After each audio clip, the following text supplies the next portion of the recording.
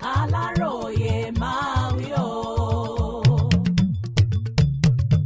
Ìjọba ti ilé tí kò nílé ìgbọ̀nsẹ̀ pa lẹ́kọ̀ọ́. Ní báyìí, àwọn aláṣẹ ẹ̀ka ìjọba tó ń rí sí ìmọ́tótó àyíká Lagos State Wastewater Management Office LSWMO ti ilé kan tó wà lópòpónà Adédọ̀ṣù lágbègbè Òtùbú Lágége nípínlẹ̀ Èkó pa pátápátá.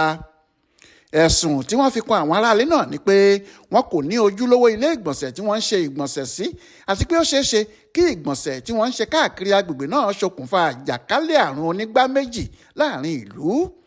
Ọjọ́ Ẹtì Friday ọjọ́ 25 oṣù kẹwàá ọdún yìí làwọn òṣìṣẹ́ àjọ náà lọ tilé ọ̀hún pa lẹ́yìn táwọn aráàlú lọ fọ̀rọ̀ náà tó wọn létí.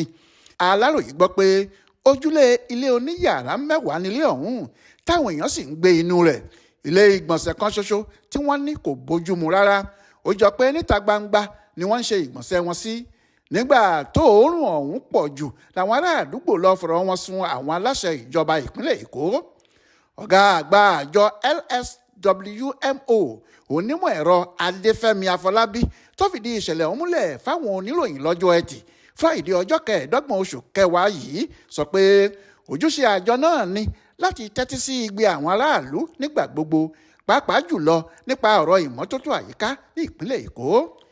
Àtẹ̀jáde kan tí wọ́n fi síta nípa ìṣẹ̀lẹ̀ ọ̀hún lọ báyìí pé a kò ní lajú wa sílẹ̀ kí tàlùbọ́ kò wọ̀. Báwọn kan bá láwọn ya ọ̀bùn a máa kọ́ wọn bí àyíká ṣe gbọ́dọ̀ wà ní ìmọ́tótó ni. Ìjọba ìpínlẹ̀ Èkó kò ní gbà pé kí àjàkálẹ̀ àrùn onígbá méjì bẹ́ sílẹ̀ láàrin ìlú báyìí kì í ṣe ohun tó dáa. Àwọn aráàlú kan tí wọ́n mọ̀ pé wọn kò nílé ìgbọ̀nsẹ̀ ni wọ́n wá fọ̀rọ̀ ọ̀hún tó wa létí. Adébẹ̀ lóòótọ́ a rí i pé wọn kò nílé ìgbọ̀nsẹ̀ làbá tì í pa. Ó dìgbà tí wọ́n bá ṣe ohun tó tọ́ ká tó ṣílẹ̀kùn ilé náà. Bẹ́ẹ̀ ni ọ̀gá àgbà àjọ tó ń rí sí ìmọ́tótó àyíká yìí ṣe sọ. Adéwálé Adéoyè ló ṣàkójọpọ̀ ìròyìn ọ̀hún fún Aláròyé online television.